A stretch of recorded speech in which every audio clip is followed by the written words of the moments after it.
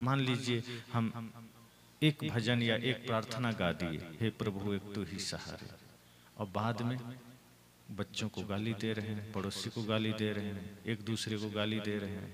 तो 1 मिनट के लिए, 5 मिनट के लिए आपने मुख से प्रार्थना किया है, गाया है, और बाकी समय आप मुख से गालियां निकाल रहे हैं, क्या मतलब? प्रार्थना 1 मिनट नहीं, अपने जिह्वा पर, अपने वाणी पर, अपने आप पर इतना नियंत्रण हो जाए कि 24 घंटे मुख से पवित्र वचन ही निकलें। और जब मुख से पवित्र वचन निकलेंगे तो अलग से प्रार्थना की जरूरत कहाँ है। आपका मुख से निकला हुआ हर शब्द प्रार्थना बन जाएगा, आपके मुख से निकला हुआ हर वाणी गुरुवाणी बन जाएगी। कहते हैं ना कि जहां राम है वहीं अयोध्या है, तो वही बात है, जहां आप हैं वहीं सत्संग हो जाए। खेत में जाएं तो सत्संग हो, चौक चौराहे में जाएं तो भी सत्संग हो। सत्संग पंडालों तक सीमित हो गए, हमारे शास्त्र, हमारा ज्ञान शास्त्रों में सीमित हो गया, हमारा सत्संग पंडालों में सीमित हो गया, और हमने अपने महापुरुषों को मंदिर में सीमित कर दिया। अब सबको निकालने की बारी है। सत्संग को पंडाल से बाहर निकालना होगा, ज्ञान को शास्त्र से बाहर निकालना होगा, और महापुरुषों को मंदिर से बाहर निकालना होगा। आज हम लोगों को देखते हैं कि लोग, कोई राम का मंदिर बना रहा है, कोई रहीम का, कोई कृष्ण का, कोई शिव जी का, और हम लोग भी कबीर साहब का मंदिर बना बना कर ताले मारते चले जा रहे हैं। कोई कमी नहीं कर रहे हैं ताले मारने में, और जितने बड़े ताले कैदियों के उसमें होते हैं, लॉकअप में, उतने ही बड़े बड़े ताले मंदिरों में लगने लगे हैं, जैसे भगवान भी कोई कैदी हो गए। हमने महापुरुषों को भी कैदी बना दिया। जिन महापुरुषों को हमें अपने जीवन में रखना था, जिन्हें हमें अपने घर में रखना था, हमने मंदिरें बना बना कर कैद कर दिया कि आप वहीं ठीक हैं, जीवन में आपकी जरूरत नहीं है, यहाँ तो हम ठीक हैं, जो कर रहे हैं वही ठीक है। एक आध टाइम आ जाएंगे आपके पास, पूजा कर देंगे, अगरबत्ती घुमा देंगे, आरती गा देंगे, बस इतना ही ठीक है। अब सोचिए, जब हम भगवान को ही, अपने महापुरुषों को ही हम ताले में कैद करेंगे, तो हमारे जीवन में शुभता कहाँ से आएगी?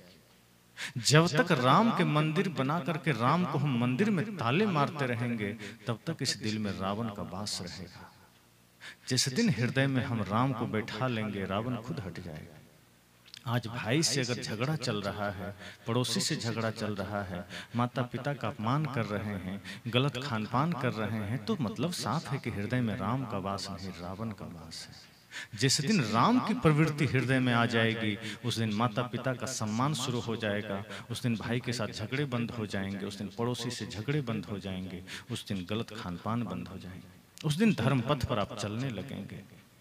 तो जब तक हम अपनी प्रवृत्तियों को नियंत्रित नहीं करेंगे, इसलिए सदगुरु कहते हैं कि किसी के पास होने से, ध्यान करने से, सत्संग करने से, पूजा प्रार्थना करने से जीवन में कोई परिवर्तन नहीं आएगा, बल्कि उसको जीने से परिवर्तन आएगा। और जब सत्संग को हम 24 घंटे जीने लगेंगे, साहब ये नहीं कहते कि आप सब काम छोड़ के सत्संग में लग जाइए, बल्कि सत्संग को ऐसा हृदय में धारण करिए कि सत्संग करते करते सारा काम करिए, ध्यान में उतर के सारा काम करिए। और जब ध्यान में उतर जाएंगे, सजगता में उतर जाएंगे, तो साहब ने कहा है ना कि सड़क में झाड़ू लगाना भी फिर प्रार्थना हो जाएगा, पूजा हो जाएगी। और यदि ध्यान में नहीं है, विकारों में है, बुराइयों में है, मन में कपट है, छल है, तो मंदिर के आंगन में झाड़ू लगाएंगे तो भी पूजा नहीं है। इसलिए अगर सच में पूजा करना है तो अपने कर्म को पूजा बना लीजिए, अपने मन को पूजा के योग्य बना लीजिए। तो इसी भाव के साथ कि सदगुरु कबीर बड़े ही स्पष्टवादी हैं, वे कभी किसी को छोड़ते नहीं, चाहे कोई भी हो। जहां भी कर्म की बात आती है वो स्पष्ट करते हैं, जहां भक्ति की बात आती है स्पष्ट करते हैं, जहां ज्ञान की बात आती है, जहां जहां जिन जिन बातों को उन्होंने लिया है, कहीं कमी नहीं छोड़ा। वो साफ कहते हैं कि राम हो चाहे कृष्ण हो, उनके निकट रहने से कुछ नहीं होगा, और होता तो राम कृष्ण अपने परिवार और अपने साथ रहने वालों को कभी कर्म का फल भोगने नहीं देते। इसलिए सिर्फ कहीं रहने, जाने, खाने से कुछ नहीं होता, ध्यान करने से कुछ नहीं होता, पूजा करने से कुछ नहीं होता, उसमें खुद को उतारने से होगा, ध्यान को अपने भीतर धारण करने से होगा। और जब तक हम बाहरी रूप से ध्यान सत्संग करते रहेंगे तब भी कुछ नहीं होगा, उसे अंतर में उतारना होगा, भीतर में। एक बाह्य कर्म है और एक आंतरिक कर्म है। जब ध्यान सत्संग पूजा प्रार्थना हमारे अंतर मन में समाहित हो जाए कि हमारे अंग अंग से प्रार्थना ही निकले, पूजा ही निकले, समस्त सृष्टि के लिए शुभ भाव ही निकले, अपने हो या पराये सबके लिए हो न्याय, देखो कदम तुम्हारे हरगिज न डगमगाए। जब इस अवस्था में हम आ जाएं कि जहां भी दृष्टि डालें सबके प्रति प्रेम और करुणा का ही भाव हो, तो समझ जाइए कि ध्यान सत्संग भीतर उतर चुका है।